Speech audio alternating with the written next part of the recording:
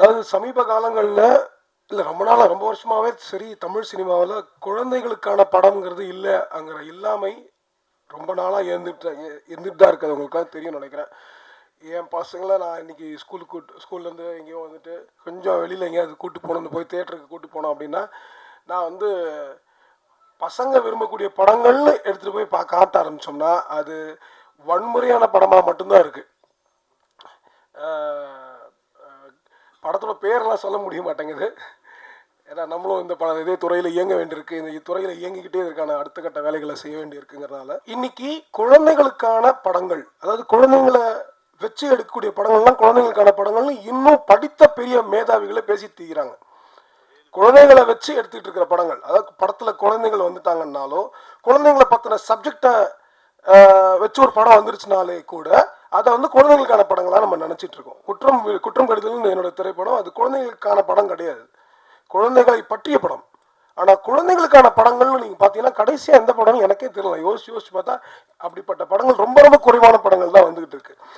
அந்த வரிசையில் ரொம்ப வருடங்கள் கழிச்சு குழந்தைகளுக்கான படமாக குரங்கு பெடல் வந்திருக்கு. இந்த படம் வந்து ஒரு பெரிய ஹோப்பை கொடுக்குது. அந்த ஹோப்புங்கிறத வந்து இந்த காலத்தில் எந்த படங்களும் கொடுக்கலங்கிறத ஞாபகம் வச்சுக்கோ, நம்ம எல்லாம் ஞாபகம் வச்சுக்க வேண்டிய கட்டாயத்தில் இருக்கோம். அந்த ஹோப் ரொம்ப முக்கியம். ஏன்னா அந்த ஹோப் இல்லாத போது தான், எப்படி நிழல் இல்லாத போது வெயிலில் நிற்கும் போது நிழலோட அருமை தெரியுமோ, அது மாதிரி ஹோப் இல்லாத போது தான் அதோடைய பிரச்சனை என்னன்றது நமக்கு தெரிய ஆரம்பிக்கும். இப்போ வெயிலுக்கு நம்ம எல்லாரும் மரம் இல்லாததோடைய தன்மையை புரிஞ்சுட்டு இருக்கிற மாதிரி அப்போ தான் அதோடைய பிரச்சனை புரியும். அது மாதிரி இது வந்து இந்த படம் வந்து ஒரு பெரிய ஹோப்பை கொடுக்குது. சில்ட்ரன் ஆஃப் ஹெவன்ற ஒரு படத்தை நம்ம எல்லாருமே கேள்விப்பட்டிருப்போம். அந்த சில்ட்ரன் ஆஃப் ஹெவன் படம் வந்து ஒரு பந்தயத்தை, ஒரு போட்டியை எப்படி பார்க்கணும்னு ஒரு தியரியை வச்சிருந்துச்சு அந்த படத்தில். அதை விட ரொம்ப சிறப்பான ஒரு தியரியை குரங்கு பெடல் ஒரு பந்தயத்தை எப்படி பார்க்கணும் அப்படிங்கிறத கொடுத்துருக்கு. அந்த வித்துக்கு அது ஒரு முக்கியமான ஒரு விதையாக நான் பார்க்குறேன். இது ரொம்ப முக்கியமான விதையாக நான் பார்க்குறேன். அந்த விதை பல்வேறு மக்கள்கிட்ட போய் கொண்டு போய் சேரணும், பல்வேறு குழந்தைகளுக்கு போய் சேரணும். அதுக்கான அவசியம் இருக்கிறது. ஏன்னா இன்னைக்கு போட்டியை மட்டுமே நம்பி நம்பி நம்பி பல வியாபாரங்கள் நடந்துட்டு இருக்கு. அந்த போட்டியை மக்களுக்கு மத்தியில் உருவாக்கி, தங்களுக்கு மத்தியில் உருவாக்கி மிகப்பெரிய ஒரு வணிகத்தை செஞ்சுக்கிட்டு இருக்காங்க. அந்த வணிகத்தெல்லாம் அடிக்க வேண்டிய கட்டாயம் இருக்கு. அதற்கு இந்த படம் ரொம்ப முக்கியமான ஒரு வித்தா இருக்கு. தமிழ் சினிமாவில் நிறைய இடங்கள்ல நிறைய நேரங்கள்ல நல்ல நல்ல நடிகர்கள்லாம் வந்துட்டு இருப்பாங்க. அப்படிப்பட்ட சிறந்த நடிகர்கள் ஒருத்தராக காளி வெங்கட் இருக்கிறாங்க.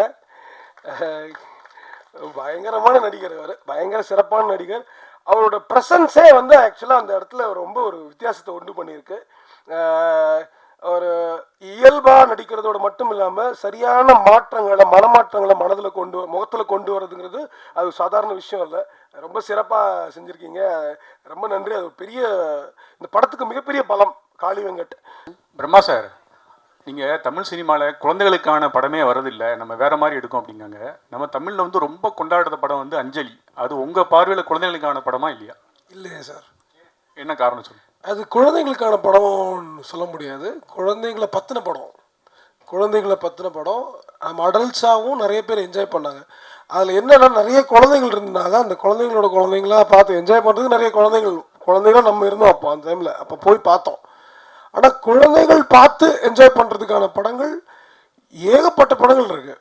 அதாவது தமிழில் இல்லாத மற்ற மொழிகளில் இப்போ நீங்கள் அனிமேஷன் மூவிஸாக மட்டும் இல்லாமல் ரியல் கேரக்டர்ஸை வச்சு நடிக்கக்கூடிய படங்களாக ரொம்ப நிறைய நல்ல நல்ல படங்கள் இருக்குது.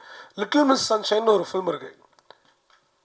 அதாவது நீ எதுவாக இருந்தாலும் சரி, உன்னுடைய தகுதி என்னவாக இருந்தாலும் சரி, பார்ட்டிசிபேஷன் முக்கியன்றதை பற்றின ஒரு படம் அது. ஸோ இது மாதிரி நிறைய படங்கள் மற்ற மொழிகளில் நிறைய வந்துக்கிட்டு இருக்கு, நம்ம மொழிகளையும் வரணும் அப்படிங்கிறத நோக்கம். அதனால் இந்த வித்தியாசத்தை நம்ம புரிஞ்சுக்க வேண்டிய தேவை இருக்குது. குழந்தைகளுக்கான படம்னு ஒன்று இருக்குது, குழந்தைகளை பற்றிய படங்கள்னு ஒன்று இருக்குது. அதனால நம்ம குழந்தைகளுக்கான படங்கள் நம்ம நிறைய கொடுக்குது. இன்னும் சொல்ல போனால் அது ஒரு தேவையாக இருக்கிறது மட்டும் இல்லை, கமர்ஷியலாக அதுக்கான ஒரு பெரிய பொட்டன்ஷியலும் இருக்குது. அது நம்ம எல்லாருமே புரிஞ்சுக்க வேண்டியிருக்கு. ஏன்னா குழந்தைங்க அவ்வளோ பெரிய மார்க்கெட் இந்த ப்ராடக்ட்டுங்க இல்லை, எல்லா ப்ராடக்ட்டுக்கும். அப்படி ஒரு கமாடிட்டியாக பார்த்தாலுமே கூட அதுக்கு ஒரு பெரிய மார்க்கெட் இருக்குது. அந்த வகையிலேயே நம்ம நிறைய குழந்தைகளுக்கான படங்கள் பண்ணணும்.